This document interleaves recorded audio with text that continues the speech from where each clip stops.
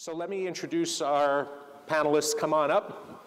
I'll introduce only the moderator of the panel, Julie Lein. Julie is based in San Francisco. She's the co-founder of Tumml. And you may ask, what is Tumml? And I'll tell you, as a person who grew up hearing the word, this is the Yiddish word for shaking things up. And she's the co-founder of an urban entrepreneurs catalyst incubator organization focused on urban innovation. And we asked her, after hearing from the philanthropists and hearing from the private sector, now the other key actor on the stage, the entrepreneurs. Julie, it's all yours. Thank you, Gordon, and welcome everyone here to learn about how entrepreneurs in the urban space are launching and scaling up despite red tape. We have a really exciting panel here to talk about their specific urban impact organizations. And so I will introduce from directly to my left, David Estrada, who is the VP of Government Relations at Lyft. You guys may know Lyft as a ride-sharing service, well known for its pink mustaches and fist bumping. David also has a background formerly of Google X. He helped legalize self-driving cars. Very interesting background. To his left, we have Marlin Page of Sisters Code. Sisters Code is helping bridge the gap between gender and racial diversity in the tech ecosystem. Marlin also comes from a background as Deputy Chief Innovation Officer here in Detroit, so she'll have many stories to share with us. And then to the far left, we have Christine Boyle, Dr. Christine Boyle, I should say. She is the founder and CEO of Valor Water Analytics, which provides conservation and business intelligence tools to water utilities across the country, helps them measure their affordability, and provides a whole suite of analytic tools. We're so happy to have you here today. Thanks, Julie. So first, let's start off by asking you all how you feel about urban impact, specifically what your company is doing in the urban impact space, and how as successful entrepreneurial companies, you guys think about urban impact relative to other kind of spheres in entrepreneurship. Okay. David. Thank you, and thank you guys. This is a really awesome opportunity to speak to you. What Lyft is really interested in is a world where more people are filling up cars than what we currently see. So we have a long-term vision that's very different from what you see today in ride sharing. The long-term vision for us is that when you look on freeways and when you look in cities, currently there's usually one, maybe two if you're lucky, occupants in a vehicle, and our cities are ridiculously overly crowded. We have too many parking lots filled with too many cars. We have people circling parking lots, creating a lot of local traffic. We have a lot of CO2 emissions because there are just too many cars filled with too few people. So what we want to achieve in terms of our big vision for urban impact is filling cars. And filling cars means people save money because they're sharing rides. It means a lot less CO2 emissions. It means a lot less traffic getting across cities much, much faster. It means a lot less need for parking lots and parking spaces that are filled along streets, and just a lot smoother flow in cities. That's the long-term vision. The short-term starts with what you see as ride-sharing today, which is you pull out an app, you tap a button, and a car picks you up. And we've just launched a new product called Lyft Lein, where you get two people in a car. So we're starting on our way toward the long-term vision. Wonderful. Marlin, how about you? How do you see the urban impact space? So let me just start by saying, everyone, welcome to my city, Detroit. I hope you're enjoying it. Sisters Code was founded under the premise, well, our mission is to entice, educate, and expose women ages 25 to 85 to explore the world of coding and technology. As we all hear, you know, this is the big push now where there's this gender diversity. Larger companies are now really exposing their numbers, and we're seeing the lack of gender and racial diversity in technology. Mm-hmm. So as an entrepreneur, I had to take a step back, and I'm actually retired, so this is like my second career. I started my career off as a mortician. So I graduated from Wayne State University, and I always joke and say from mortician to mainframe. And so very unconventionally, 20 years ago, went into learn to program in 7 languages mainframe languages in 13 weeks at a company called CompuWorks Corporation, which is, well, they're not CompuWorks anymore, but they were downtown Detroit. And you know, you have to you step up to the table because you hear these conversations about what do we do to get more women in technology? What do we do to have more racial diversity? And I said, you know what, that's the story of my life. I didn't do it a conventional way. However, I believe it is now my responsibility to, in an urban environment, how do we bridge this gender gap and stop talking about what this problem is and really state what the solution could be? We have a generation of older women who could go to work tomorrow, who could actually re-career if you empower them to believe that they can do something different and actually go into this field of technology. So my intention really is to bridge the gap, but also to create these competencies around women, older women, actually going into these fields. Fantastic, and very much needed. Thank you. Thanks, Marlin. And Christine. Good morning, everyone. Well, I founded a company, Valor Water Analytics, that, like the Marlin and David's companies, we identified a gap. And the gap in urban innovation that we identified was that although we were also lucky that we turned on our tap this morning and all that water just poured out and we didn't even think twice about it, that water utilities were struggling to ensure having affordable water, as we see things like that happened here in Detroit with the cutoff problem. We see things happening in California with droughts. We see things happening on the East Coast with kind of extreme weather and floods. So there's all these things happening, and what tools do water utilities really have to make sure that that water keeps flowing every morning so that we can all, you know, brush our teeth, take our showers, make our coffee? Well, the tools that they were using are a bit outmoded. So we identify that gap, and we develop a set of analytics using their own data to help strengthen utilities, both resource and financial resilience. But, you know, the common thread being, we all kind of took a look at the urban landscape and say, hey, here's a problem.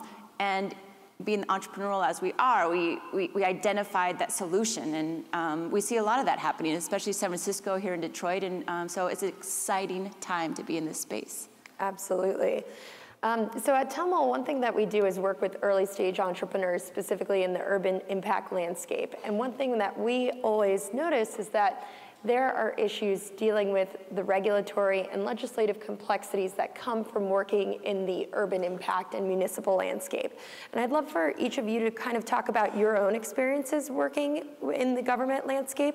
So maybe we could start with you, David, and Lyft, which is known, obviously, for expanding through many cities around the country.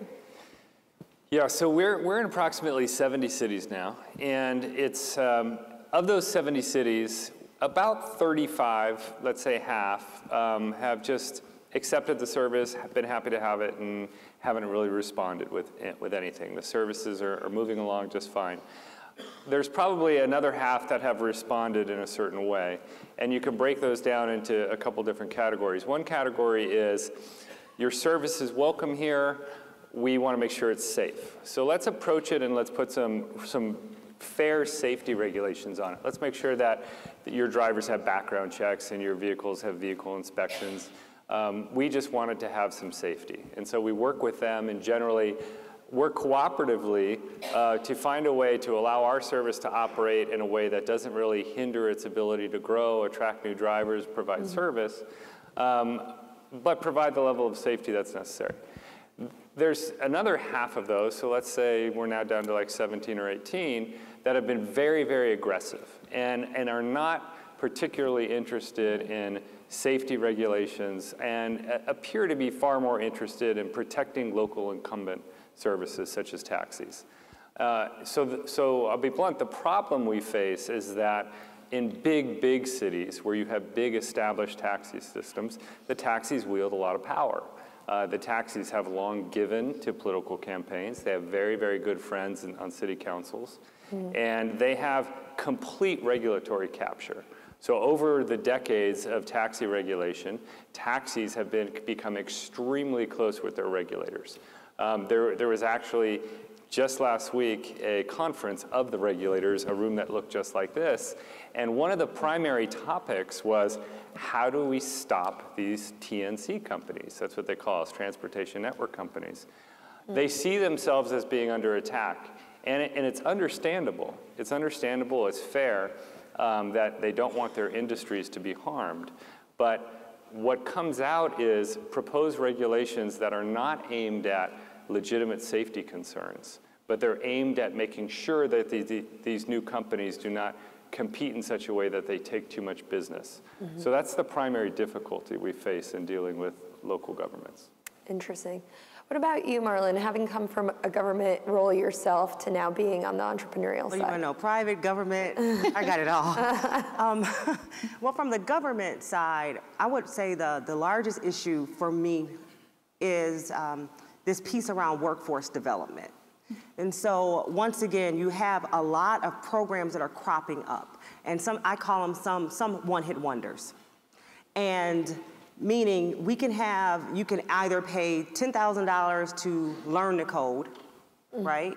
And some of you can do that. Some people cannot when we talk about entrepreneurship and diversity.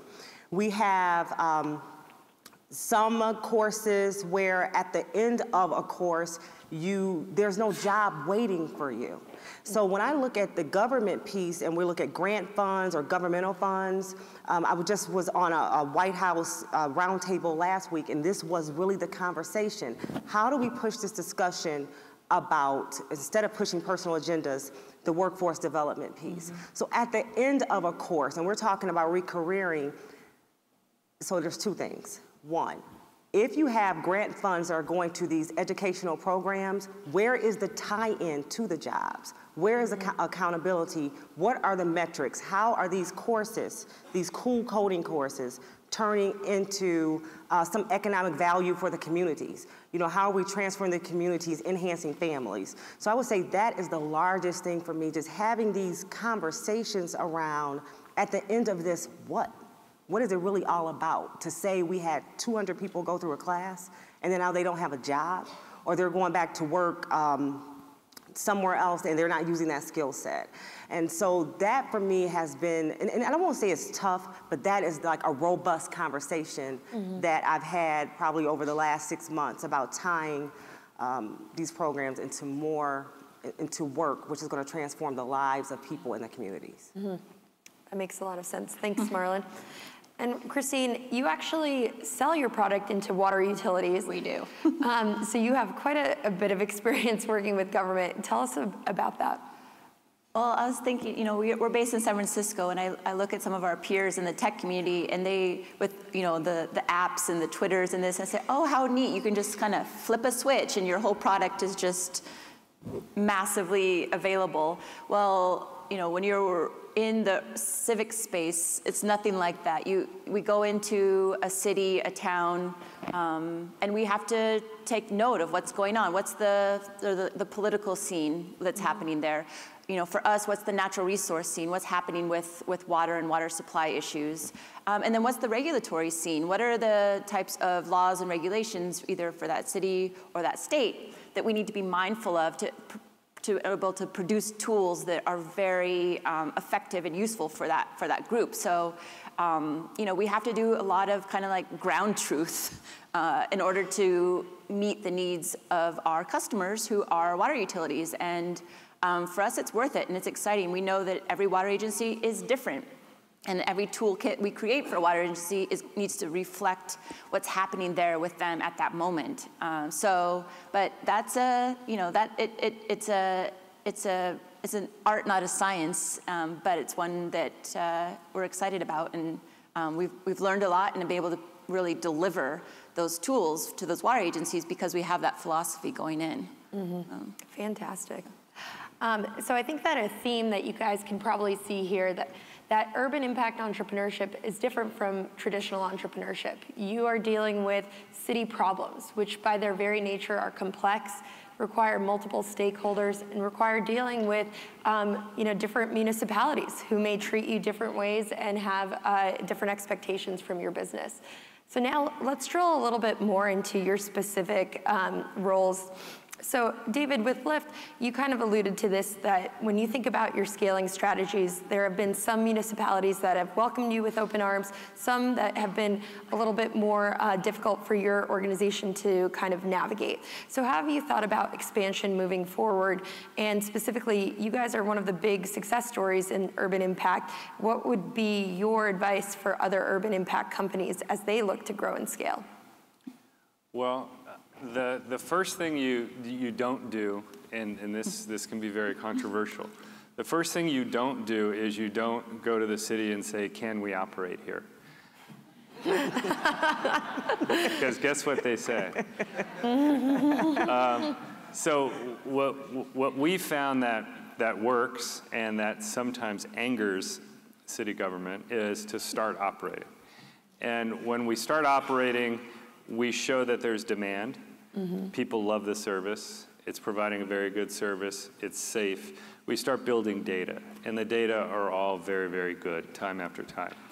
And then we try to build, we run a very sophisticated political operation where we try to build lots of local friendships that we don't have on day one. We say sorry in those meetings. And we talk about how the existing regulations, as we see them, don't quite fit what we're doing. And usually cities will agree with us. And they'll say, yeah, we see that there's some need for change here. And we're willing to sit down and work through some change and come up with some common sense rules for you guys. That would not have happened had we walked in and said, hey, we know you have some taxi regulations. We'd like to operate here. We don't think the taxi rules really apply. 100% of the time they say, yep, the taxi rules do apply. We're going to file a TRO tomorrow if you start operating. So I think it's really, really important to push, because government, I think, in our experience, government is extremely conservative. They want to keep order. They don't really want change. And as we see, whenever you want change, it makes people angry, but you have to push for change. And so if there's a business that doesn't look like it fully fits the established set of rules, but you look at your first principles and you say, is my business going to do good? Is it going to do good, or is it going to do harm? If it's going to do good, then the world needs it, and the rules need to change. The business doesn't need to not operate, the rules need to change. That's how we see it. And just to continue on that thread, how far should you push? I mean, I think some of the competitors in the landscape of ride sharing have been known to push pretty far. You know, how do you see that balance of cooperating versus pushing back on some existing regulations? I think so much of it has to do with tone. Making sure that you're listening to people, caring about what the other side says, showing that you're concerned about the community, you're not just there to take over. All of the interactions we have, we try to realize that it's all people. You're dealing with people who care about their communities, people who run cities care about running those cities. You have to show them that you're not there to run over them. And in most cases, you can't run over them. They have the legal process at the end of the day. So instead of just trying to bully your way through, try to make friends and try to show that your service is a good one. I think that's an important lesson for a lot of entrepreneurs. Government officials are real people who can interact with you and provide helpful advice. Thank you, David. On to you, Marlin. Talk a little bit about diversity, especially in this entrepreneurship landscape. I think that most tech entrepreneurs have been kind of painted in a specific light, being, you know, predominantly white males in their early and mid-20s. How do we increase diversity, and do you think that urban impact could be a good place for that? It's definitely a good place for it, and since you started off controversial, I'll just go rogue as well. You know, really, it is about having these tough conversations, or having a conversation that people don't want to have. You know, you come to downtown Detroit and everyone is holding hands, and we are excited. I live downtown Detroit. It is exciting. However, there are a population of people who feel as if they are left out, and these are some entrepreneurs. So how do we meet people where they are? How do we have these tough discussions? I tell when I'm invited into corporations or into organizations, or I speak all over the place. And I'll tell you, I respect the people who call me to say, hey, we know you're good at what you do, but we need some diversity at this thing. Do you have a pipeline of people? Can you invite more women? Can you tell more people of color?